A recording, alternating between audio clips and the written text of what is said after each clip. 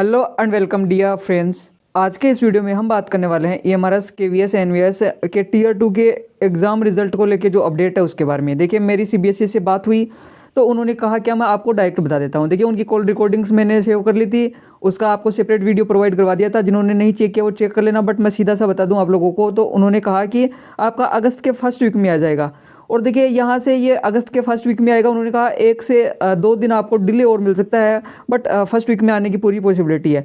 अब ये पॉसिबिलिटी क्यों है मैं आपको दिखाऊंगा एक नोटिफिकेशन, उसके बेसिस पे मैं कह रहा हूँ कि हो सकता है वो कंफर्म कह रहे हैं वहाँ से, और कंफर्म है कि नहीं वो तो आप लोग बताइएगा, डिसाइड करिएगा। दूसरा रिजर्वेशन रूल क्या है, और इसमें डॉक्यूमेंट PGT के लिए डॉक्यूमेंट क्या क्या नीडेड होंगे, क्योंकि हमारी अब नेक्स्ट स्टेप 2 ही होंगी, एक तो डॉक्यूमेंट वेरिफिकेशन और एक स्किल टेस्ट या फिर इंटरव्यू जो भी है अपना वो, क्योंकि उसी के बेसिस पे हमें आगे के नंबर और मार्क्स मिलने वाले हैं जो कि अपने फाइनल मेरिट में ऐड होंगे। ठीक है, तो सबसे पहले मैं आप लोगों को वो नोटिफिकेशन दिखा देता हूँ जिसके बेसिस पे वो फर्स्ट वीक बता रहे हैं, और मुझे भी थोड़ा सा ट्रस्ट हुआ इस बात पे। देखिएगा ये रहा नोटिफिकेशन। सब्जेक्ट आप लोग चेक करेंगे तो इसमें दे रखा कि जो 12वीं क्लास है उनका सप्लीमेंट्री की एग्ज़ाम के साथ में प्रैक्टिकल एग्जामिनेशन 2026 के लिए ये वाला सर्कुलर जो है वो जारी हुआ था। मैंने ऑलरेडी आप लोगों को इन्फॉर्म कर दिया था कि जो 12th बोर्ड है उनका 28 जुलाई को जो है होने वाला है यहाँ से सप्लीमेंट्री एग्ज़ाम। ठीक है, उसके एडमिट कार्ड वगैरह सब रिलीज हो गए, और इसकी मैं आपको डेट दिखा दूँ। देखिएगा यहाँ से डेट नोट करिएगा। डेट की मैं बात करूँ तो यहाँ पे देखिएगा डेट दे रखी है 29 जुलाई से 4 अगस्त। 28 जुलाई को तो होने वाला है सप्लीमेंट्री वाला एग्ज़ाम। ठीक है, और 29 से 4 के बीच में ये जो है वो प्रैक्टिकल एग्ज़ाम होने वाले हैं। तो कहीं ना कहीं इनका देखिए ये 4 अगस्त के बाद में रिजल्ट डिक्लेयर करने का ही एक प्लान है, क्योंकि पहले वो 10th सेकेंड बोर्ड को लेके इशू चल रहा था, उसका रिजल्ट तो लेके डिक्लेयर हो गया। तो अभी ये लोग बोल रहे हैं कि अगस्त के फर्स्ट वीक में आएगा, इसका मतलब ये 4 अगस्त के बाद में आपका रिलीज़ करने वाले हैं। तो हो सकता है कि आपका 7 या 8 या मैक्सिमम 10 अगस्त तक रिजल्ट जो है वो डिक्लेयर हो जाए। अब आप लोगों को करना क्या है वो सब मैं बताने वाला हूँ, वीडियो में लास्ट तक बने रहेगा कि क्या क्या डॉक्यूमेंट चाहिए। आज हम PGT के बारे में बात करने वाले हैं। ठीक है, जो पोस्ट ग्रेजुएट टीचर्स होते हैं उनके बारे में। सो डियर स्टूडेंट्स, सबसे पहले आपको वहाँ पे एक जो है वो बायोडाटा फॉर्म मिलेगा। ठीक है, उसके अंदर आप लोगों को अपना नाम, रोल नंबर, कैटेगरी, जो भी आपकी contact details, father's name, date of birth, जो भी आपकी डिटेल्स होंगी वो फिल करवाई जाएंगी। ठीक है, साथ ही आप जो अपनी रिसेंट पासपोर्ट साइज फ़ोटो लेके जाओगे वो इस बॉक्स के अंदर आपको अफिक्स करनी पड़ेगी, और साथ ही उसमें सिग्नेचर करने होंगे। सिग्नेचर किस तरह से कि आधे फ़ोटो के बाहर और आधे फ़ोटो के अंदर होने चाहिए। ठीक है, वही सिग्नेचर जो अपने एप्लीकेशन में किए थे उस दिन होगा क्या। और ये कैपिटल लेटर्स में जो है वो फॉर्म फिल करना होगा, जो भी ये बायोडाटा फॉर्म मिलेगा आपको। फिर ये फिल करने के बाद में आपके ओरिजिनल डॉक्यूमेंट पैनल के द्वारा वेरीफाई करवा जाएंगे, और फिर आपको एलिजिबल है या नहीं आप वो वहाँ से आपको एक स्टाम्प लगाया जाएगा उस। अब एक एक करके हम बात कर लेते हैं सारे डॉक्यूमेंट की। सबसे पहले मैं बात करूँ एजुकेशन क्वालिफिकेशन की, मैं बात करूँ तो यहाँ से देखिए सबसे पहले आप पोस्ट ग्रेजुएट के लिए अप्लाई किया है, क्योंकि इसी के लिए बात करें तो आपको आपकी जो भी PG की मार्कशीट और डिग्री है वो चाहिएगी। देखिए डिग्री आपको ले चले आएगा, और मार्कशीट जो है वो अगर सेमेस्टर वाइज किया आपने तो हर सेमेस्टर की चाहिएगी।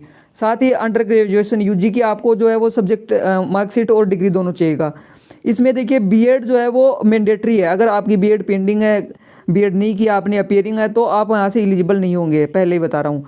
ठीक है, इसमें जो है वो कोई भी और साथ में अगर एक्स्ट्रा आपके पास में क्वालिफिकेशन है तो वो भी लेके जानी है, अदरवाइज़ ये ही लेके जानी है, मैंडेटरी तो यही है। और एक और देखिए यहाँ पे इंपॉर्टेंट जो बात निकल के आती है कि अगर आपने कॉलेज किया है और कॉलेज परसेंटेज ना देखे CGPA देता है, तो आपको उस पर्टिकुलर यूनिवर्सिटी का एक जो कन्वर्जन का फॉर्मूला होता है ऑफिशियल, वो लेके जाना है कि भाई CGPA में दिया है, ये हमारा परसेंटेज में कन्वर्ट करने का फॉर्मूला, जो कि यूनिवर्सिटी प्रोवाइड करवाती है। ठीक है, अब मैं आगे ले चलता हूँ आप लोगों को, और डॉक्यूमेंट जो है वो क्या क्या चाहिए आप लोगों को। ठीक है, अब यहाँ पे देखिए मैंने आपको एजुकेशन क्वालिफिकेशन वाले बता दिए। अब मैं नेक्स्ट में बात करूँ कि एक तो आपको यहाँ से पासपोर्ट फ़ोटो चाहिए, आपको लेके जानी है minimum 10 passport size photo, recent होनी चाहिए, लेटेस्ट। उसके बाद में आपको एक चाहिएगा अपना आइडेंटिटी प्रूफ, आधार कार्ड या पैन कार्ड या वोटर ID। आधार कार्ड में आपकी फ़ोटो जो है वो अपडेट हुई होनी चाहिए। ठीक है, साथ ही मैं बात करूँ DOB प्रूफ, तो DOB के लिए आपको 10th जो है 10th क्लास उसकी मार्कशीट चाहिएगी, क्योंकि आधार कार्ड से वो DOB जो है वो मानेंगे नहीं। Category certificate SC ST OBC EWS के लिए इसमें क्योंकि रिजर्वेशन मिलता है तो आपको उसी फॉर्मेट में, देखिए स्टेट का चलेगा नहीं, उसी फॉर्मेट में जो बोर्ड ने प्रोवाइड करवाए हैं, जो सेंटर के हैं, देखिए मैं आप लोगों को दिखा देता हूँ पहले, ठीक है, उसके बाद में हम डिस्कस करते हैं। देखिए ये रहा सर्टिफिकेट आप लोगों के फॉर्मेट जो बोर्ड ने प्रोवाइड करवाए हैं। और ये जो 2025 अपना ये वैकेंसी चल रही है, इसमें जो नोटिफिकेशन रिलीज़ हुआ था ना, उसी ऑफिशियल नोटिफिकेशन को मैं यहाँ पे आप लोगों को दिखा रहा हूँ, ठीक है।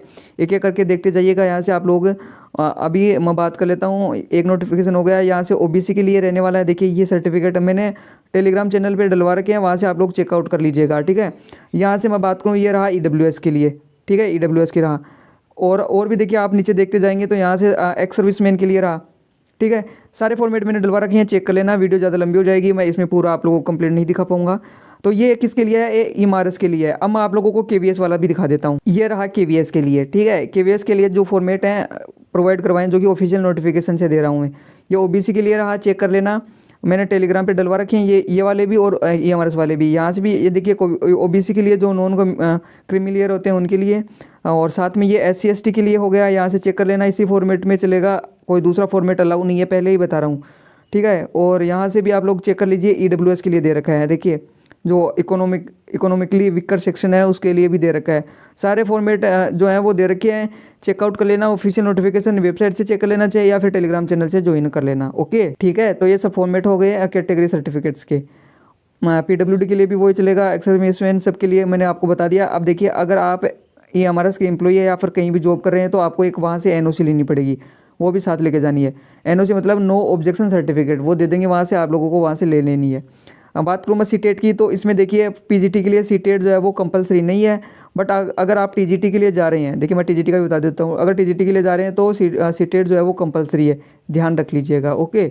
अब मैं नेक्स्ट बात करता हूँ कि आपने फॉर्म फिल करते समय अगर कहीं उसमें एक्सपीरियंस डिटेल्स मांगी गई थी, आपने अगर एक्सपीरियंस डिटेल डाली है तो आपको एक्सपीरियंस अपना लेके ही जाना है। कौन से स्कूल का वैलिड होगा? गवर्नमेंट स्कूल या फिर रेजिडेंशियल स्कूल जो कि सेंटर के अंदर आती हैं। उसमें होगा क्या, स्कूल का पूरा नाम होना चाहिए, साथ में आपने जिस डेट से ज्वाइन की थी, अगर आप रिजाइन कर चुके हैं या करंट में पढ़ा रहे हैं उस तक की डेट, और साथ में जो आपके प्रिंसिपल होंगे वहाँ के, उसकी स्टाम्प लगेगा वहाँ से, ठीक है। अगर फिल किया है तो लेके ही जाना है, अदरवाइज़ कोई मैंडेटरी नहीं है। और साथ में बताऊँ कि वहाँ से आप लोगों को अगर उसमें था कि आपने अगर कंप्यूटर नॉलेज के लिए ये फिल किया है कि आपको पास में कंप्यूटर नॉलेज है कि नहीं, वहाँ से बायोडाटा फॉर्म में भी पूछेंगे, आप येस नो टिक कर सकते हैं, ठीक है। वो आपकी मेरिट पे थोड़ा सा इफेक्ट डालेगा वहाँ से। साथ में एक ईएमआरएस एम्प्लॉई है तो भी आपको एनओसी लेके जानी है, ना केवल आप गवर्नमेंट एम्प्लॉई किसी भी अदर इंस्टीट्यूट में या फिर स्कूल्स के अंदर तो, या फिर ईएमआरएस में है तो भी लेके जानी है। साथ में फॉर्मेट मैंने आपको बता दिया, उसी फॉर्मेट में होना चाहिए, बिल्कुल सही फॉर्मेट होना चाहिए। अगर फॉर्मेट भी गलत हुआ तो भी आप रिजेक्ट कर दी जाओगी।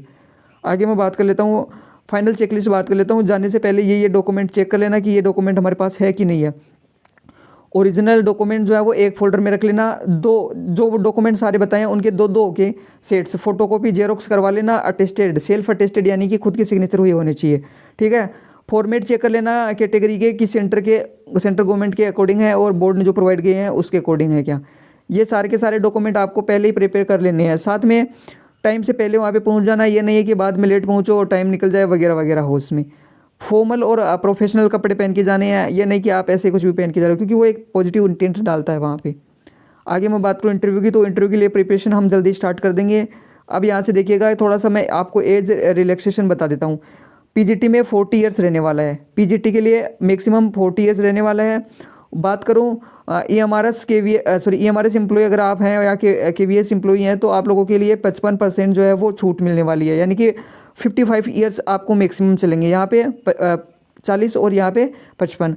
और SC ST OBC ये जो कैटेगरी है जिनमें रिजर्वेशन आता है वो गवर्नमेंट ऑफ इंडिया के रूल्स हैं उनके अकॉर्डिंग मिलने वाली है रिजर्वेशन में छूट आपको, ठीक है। आगे मैं बात करूँ कि ऐसी कौन सी बातें हैं जो आपको ध्यान में ही रखनी है, अदरवाइज आप सिलेक्शन से बाहर हो सकते हो। देखिए एज लिमिट का आपको बिल्कुल ध्यान रखना है कि अगर रिजर्वेशन कैटेगरी के अंदर है तो आपको वहाँ से आपको बोनाफाइड और जो कास्ट सर्टिफिकेट है वो दोनों लेके जानी है, अदरवाइज आप लोग बाहर कर दिए जाओगे। और अगर आपकी बीएड कंप्लीट नहीं है, चाहे वो पीजीटी हो या टीजीटी हो, बीएड तो आपकी कंफर्म चाहिए ही चाहिए। अपेयरिंग भी नहीं चलेगा, पहले बता रहा हूँ, अपेयरिंग नहीं चलेगा। जब डॉक्यूमेंट वेरिफिकेशन होगा उससे पहले आपके पास में हाथ में मार्कशीट होनी चाहिए। दूसरा मैं बताऊं कि आपके पास में अगर क्वालिफिकेशन सही नहीं है, पीजीटी के लिए अप्लाई कर रहे हो और मास्टर डिग्री किसी अदर सब्जेक्ट किया है तो वो नहीं चलेगा, रिलेवेंट सब्जेक्ट में ही होनी चाहिए। जैसे मान लीजिए आपका हिंदी सब्जेक्ट है तो हिंदी की ही होनी चाहिए आपके पास में। यह नहीं है कि आपको 1 साल हिंदी में किया, आपने एक साल का मैथ में कर लिया, फिर इंग्लिश में कर लिया, ऐसा नहीं चलेगा। पीजी के लिए दोनों साल के अंदर एक मेजर सब्जेक्ट आपका होना चाहिए।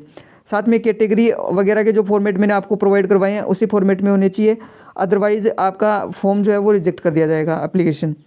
यहाँ से मैं बात करूँ फेक इन्फॉर्मेशन, अगर आपने कोई गलत इन्फॉर्मेशन दी है तो भी आपको सीधे बाहर कर दिए जाएंगे, और UFM अनफेयर मीन्स का केस भी आप पे जो है वो लगाया जाएगा। जो भी लीगल एक्शन होगी वो आपके अगेंस्ट ली जाएंगी। साथ ही आप लोगों को एक पुलिस वेरिफिकेशन भी करवा लेना है। आपके नियरेस्ट जो भी पुलिस स्टेशन लगता है वहाँ से आपको पुलिस वेरिफिकेशन मिल जाएगा, और वो खुद भी यहाँ से आपके पास में एक अंडरटेकिंग भरवाएंगे जिसमें लिखा होगा कि मुझ पे कोई क्रिमिनल केस पेंडिंग नहीं है, ये जो जानकारी है मैंने अपनी होशोवास में फिल की है और सही है, ठीक है। साथ ही अगर इसमें कोई भी मिस्टेक पाई गई तो आप मेरा जो है एप्लीकेशन वो रिजेक्ट कर सकते हैं किसी भी स्टेप पे, ठीक है। ये वाला अंडरटेकिंग भी वो लोग वहाँ से भरवा लेंगे। अब देखिएगा आप लोग जो हैं एक तो गुड न्यूज़ मान सकते हैं कि रिजल्ट आएगा, लेकिन वो धीरे धीरे डिले करते जाते हैं। तो आप लोगों को करना क्या है, जब तक कि रिजल्ट नहीं आ जाता एटलीस्ट अपने लिए तो कर सकते हैं। आप लोगों को देखिए ये मेल आईडी है सीटेट और CBSE की, उनके जो भी कमिश्नर वगैरह हैं EMRS KVS सब की हैं, वहाँ से एक एक मेल, और ये मेल का फॉर्मेट है। यहाँ से आप लोगों को ये फॉर्मेट जो है कॉपी कर लेना है और इन मेल आईडी पे जो है वो मेल्स करने हैं एटलीस्ट एक एक। और अदर कोई भी इन्फॉर्मेशन आती है तो मैं आप लोगों के साथ में ज़रूर शेयर करूँगा। ओके, आप लोग अगर चैनल पे नए हैं तो ऐसे इन्फॉर्मेटिव वीडियोज़ के लिए हमारा चैनल सब्सक्राइब कर सकते हैं। Thank you so much for watching.